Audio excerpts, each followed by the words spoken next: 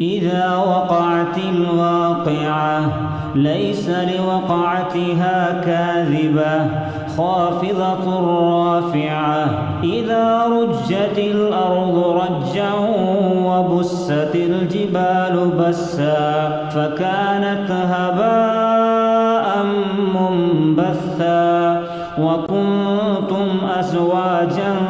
ثلاثا فأصحاب الميمنة ما أصحاب الميمنة وأصحاب المشأمة ما أصحاب المشأمة والسابقون السابقون أولئك المقربون في جنات النعيم ثلة من الأولين وقليل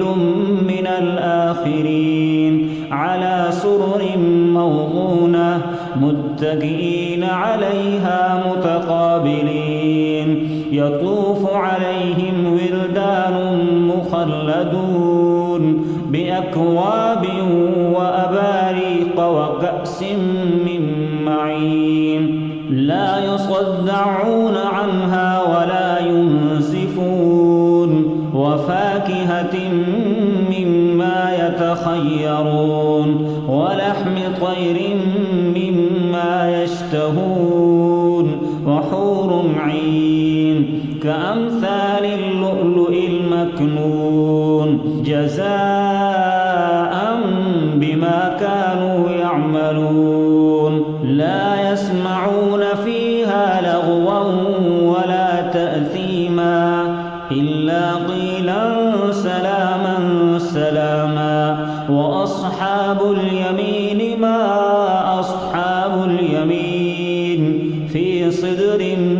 مخضود وطلح منضود وظل ممدود وماء مسكوب وفاكهة كثيرة لا مقطوعة ولا ممنوعة وفرش مرفوعة إنا أنشأناهن إنشاء فجعلناهن أبكارا عربا أترابا لأصحاب اليمين ثلة من الأولين وثلة من الآخرين وأصحاب الشمال ما أصحاب الشمال في سموم وحميم وظل من يحموم لا بارد ولا كريم إنهم كانوا قبل ذلك مترفين وكانوا يصرون على الحنث العظيم وكانوا يقولون أئذا متنا وكنا ترابا وعظاما أئنا لمبعوثون أوآباؤنا الأولون قل إن الأولين والآخرين لمجموعون إلى ميقات يوم معلوم ثم إنكم أيها الضالون المكذبون لآكلون من شجر من زقوم فمالئون منها البطون فشاربون عليه من الحميم فشاربون شرب الهيم هذا نزلهم يوم الدين نحن خلقناكم فلولا تصدقون أفرأيتم ما تمنون أأنتم تخلقونه أم نحن الخالقون نحن قدرنا بينكم الموت وما نحن بمسبوقين على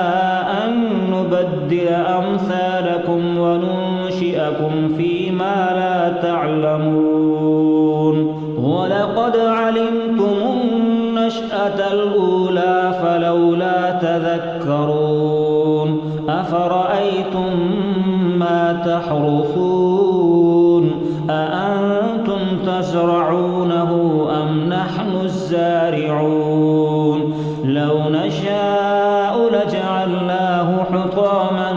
فظلتم تفكهون إنا لمغرمون بل نحن محرومون أفرأيتم الماء الذي تشربون